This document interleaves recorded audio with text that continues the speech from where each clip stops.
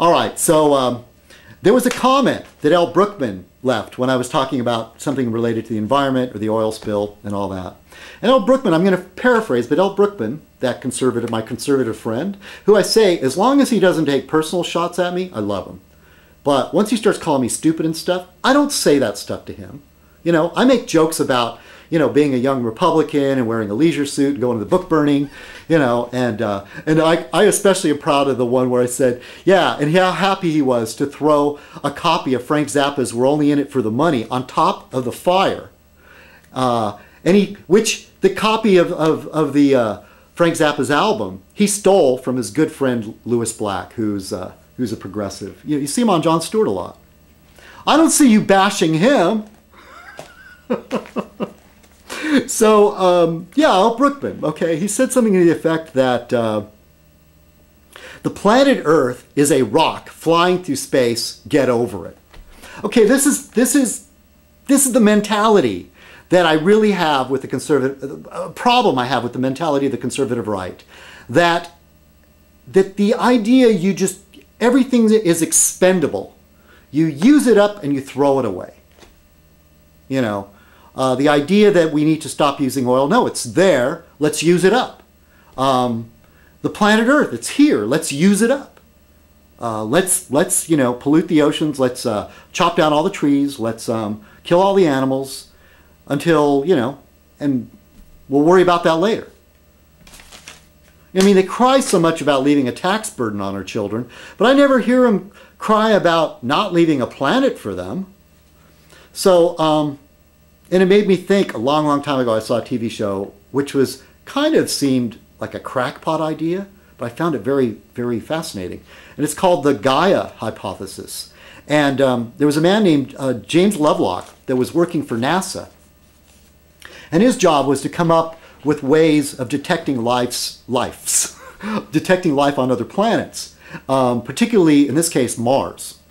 And so he was coming up all like measuring methane and all these different ways, the indicators of life, how much, you know, carbon, how much, you know, oxygen, et cetera, et cetera. And while he was doing this, he came up with this hypothesis. Sometimes it's referred to as the Gaia theory, but I prefer hypothesis because it isn't even moved far enough along to be a theory. But it's very interesting. And Gaia is the Greek primordial goddess of the earth. And it's the notion that everything, the biomass, you know, the plants, the animals, including human beings, everything put together and how they function, it's like one organism. It's one living thing. And if we view the earth as a living thing, then we are getting closer to understanding that us as a living thing, you know, if we cut off a hand, we're not going to function as well. If our kidneys fail, it's going to throw everything off, okay? If the oceans aren't quite right, or we lose a certain species, it's going to throw things off until we can adjust. Now, if I lose a kidney, my body will adjust because I have another kidney. But once I've used up both kidneys, I'm on dialysis or whatever. And which brings to mind, I'm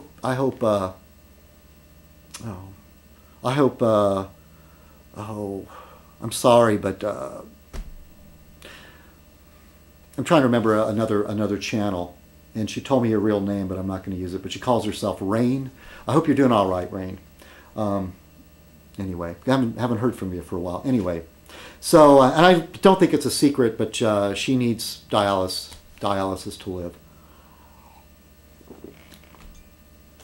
So anyway, so looking at the planet as a living organism sort of changes. If we do, it might change the way we think about our planet. Like I said, it all works together. I mean, we're basically, if the notion of ecology and you know, it's kind of the same thing, but he takes this to one level, and it's way too complicated, all the nuances and how he arrived at this theory to discuss on this format. But I challenge people to start thinking of the planet as not as a rock. I mean, that's disrespectful to the planet. I mean, that just implies like it's nothing, you know? I mean, the idea that this planet can maintain life, I'll use the word, it's some type of miracle. It's not a very accurate word, I guess, for that, or just say it's just an amazing coincidence that all these factors came into being at the same time. I really have a problem with people dismissing, this idea that everything's disposable. You use it up and throw it away. When you receive a gift, the person who gave you the gift is going to be upset or hurt if what you gave them, they trash it.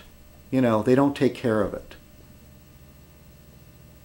And I mean, it's a very simple thing.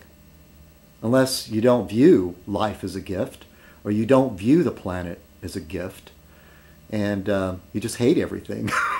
All right, we're running out of tape. This is a record Fez, the longest one ever. So whoever likes Sammy and Angie was doing housework, hey, just don't even watch. Just turn up the sound and just go about your day. All right, okay, this is Citizen Kong. Thank you for watching Operation Fez. And cheers, everybody. Have a great week. Bye.